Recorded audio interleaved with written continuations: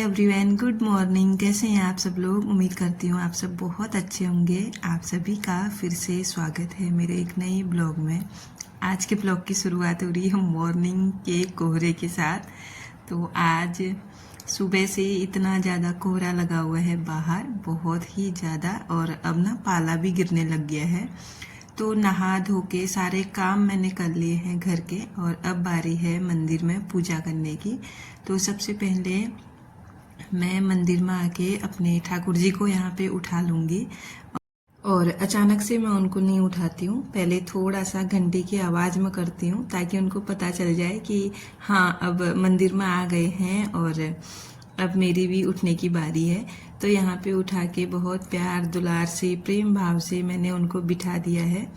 और आज वैसे देव उठनी एकादशी भी है, तो आप सभी को देव उठनी एकादशी की बहुत बहुत शुभकामनाएं। और हमारे वहाँ आज होती है बूढ़ दिवाली, जो कि इगास का त्योहार जिसे कहते हैं हमारे पहाड़ी में, वो भी है। तो जो दिवाली के ठीक 11 दिन के बाद होता है। और आज ही तुलसी विवाह भी है, तो देखते हैं अभी क्या होता है। मैं भी सोच रही थी पहले कि आज ही करा दूं, लेकिन थोड़ा ना क्या हो रहा है आज, मतलब कुछ लोग कह रहे हैं आज होगा, कुछ कह रहे हैं कल होगा। अब इतना कंफ्यूजन है ना, फिर मैंने सोचा कि जब पूर्णिमा होगी ना उस दिन मैं तुलसी विवाह कराऊंगी, क्योंकि इतना सारा कंफ्यूजन है तो मुझे समझ ही नहीं आया क्या करना है। तो मैंने छोड़ दिया, मैंने कहा बाद में, पूर्णिमा तक होता ही है, उस दिन कर लेंगे। फिर बाद में ना मुझे आज हॉस्पिटल भी ले जाना है आरुष को। जैसे कि मैंने आपको पहले भी बताया, आरुष की ना थोड़ी तबीयत ठीक नहीं है, तो कुछ टेस्ट वगैरह उसके कराने हैं। इसीलिए ना फिर आज टाइम ही नहीं लगा। आजकल छोटे दिन होते हैं ना, एक भी काम करो पूरा दिन उसी में चले जाता है। और आपको तो पता ही है हॉस्पिटल के चक्कर, फिर तो आज तो पूरा ही दिन जाने वाला था, तो मैंने नहीं किया। फिर मैंने कहा बाद में ही करूँगी जिस टाइम पे मुझे टाइम होगा। और अकेला जो इंसान होता है ना, वो इतना चीज़ एक ही साथ नहीं कर पाता है, इतना पॉसिबल हो ही नहीं सकता है। तो फिर मैंने सोच लिया कि मैं बाद में ही करूँगी। तो यहाँ पे कान्हा जी को बिल्कुल अच्छे तरह से रेडी कर लिया है और बिठा भी दिया है। तो अब कर लेते हैं पूजा। और बाहर ना बहुत अच्छे अच्छे फूल खिले हुए हैं। पूजा करते समय फूल मिल जाए ना, तब तो बात ही कुछ और हो जाती है पूजा करने की। तो यहाँ पे बहुत अच्छे तरीके से मैंने कर ली है पूजा और आरती।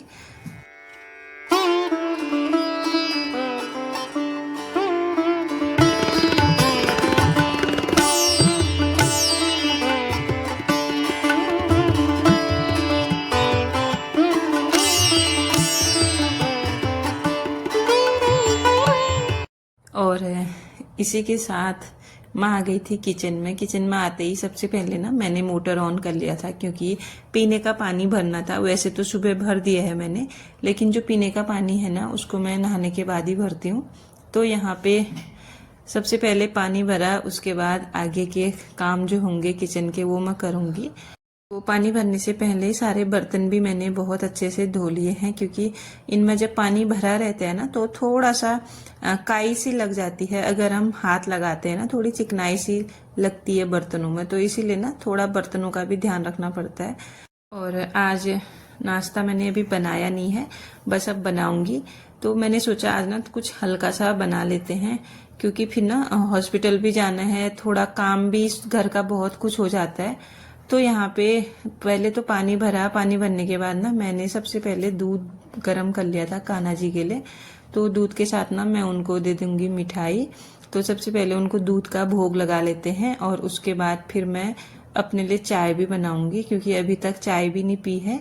तो और यहाँ पे जो ये मिठाई है ना, ये दिवाली की बची हुई मिठाई है। तो 1-2 डब्बे बच गए थे, उसी को अब थोड़ा थोड़ा करके हम लोग यूज में ले रहे हैं।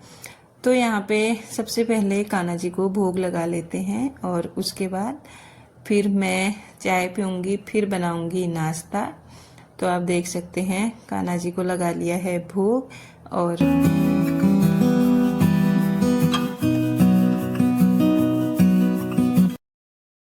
और आज कई दिनों के बाद मैं बना रही हूँ अपनी स्टाइल की चाय। तो वैसे तो डेली बनाती हूँ, लेकिन दिखा आपको आज ही रही हूँ, बहुत टाइम के बाद मैं आप लोगों को ये चीज़ दिखा रही हूँ। तो यहाँ पे मैंने चाय बिठा ली है और ये ना बॉयल भी हो गई थी, तो इसमें मैंने बॉयल होने के बाद दूध में डालती हूँ तो वही डाल दिया है। और साथ के साथ ना मैंने बच्चों के लिए भी दूध बना लिया है यहाँ पे। तो बच्चों के लिए दूध के साथ बिस्किट और मिठाई मैंने रखी है और मैं सीधे सिंपल सी चाय पीऊंगी क्योंकि मेरा ना एकादशी का व्रत रहता है।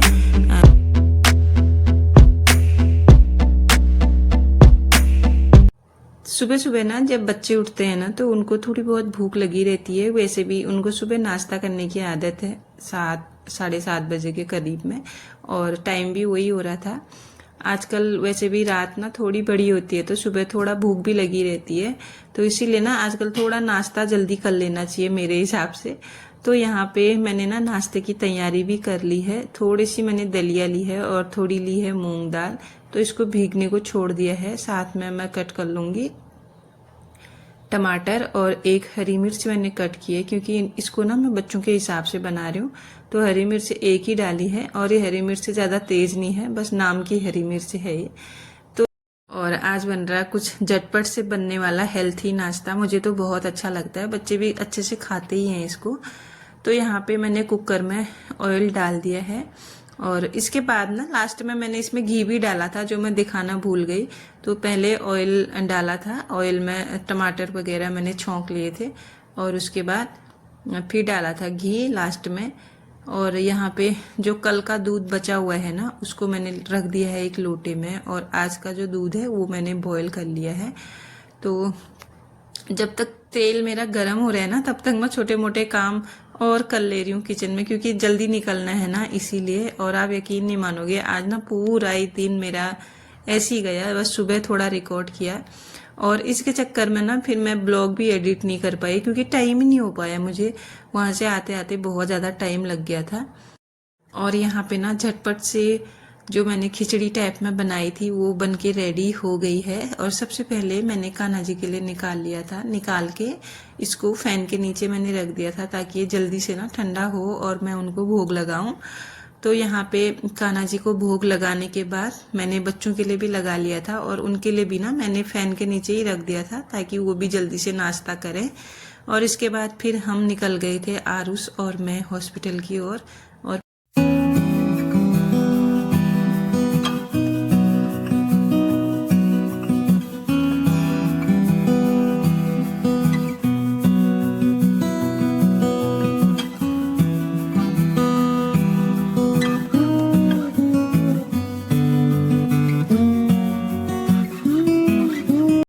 अभी बज रहे हैं दोपहर के 2:30 और मैं निकल गई थी सुबह 9:30 बजे।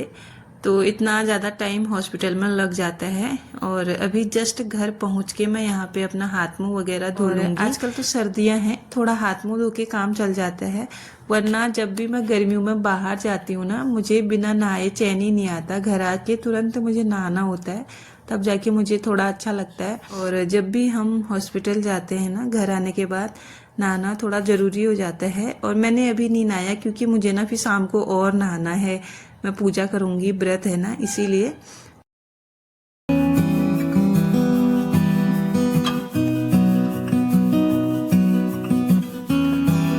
और अब ना सीधे मैं आ गई थी किचन में। किचन में आके सबसे पहले मैंने फटाफट से ना यहाँ पे फ्रूट कट कर लिए हैं, क्योंकि अब कान्हा जी को भोग मैं लगाऊंगी। और अभी ना फ्रूट का ही मैं भोग लगा रही हूँ, क्योंकि अभी इतना टाइम है नहीं मैं कुछ बनाऊं। लगभग 3 ही बज गया था मान के चलो। तो फिर उनको ना सोना भी होता है दिन में, इसीलिए ना फिर मैंने सोचा कि कहीं उनके सोने के लिए लेट हो जाएगा, तो फटाफट से मैंने फ्रूट कट करके उनको फ्रूट का भोग लगा लिया। तो मैं जैसा भी करूं, मतलब अपना तो जैसे भी रहूं ना, तो कान्हा जी के लिए होता है कि हाँ उनको भूख लग गई है, उनको नींद लग गई है, उनको पानी पिलाना है। तो दिन भर ना वही चलते रहता है मेरे दिमाग में कि बस उनको असुविधा ना हो हमारी वजह से।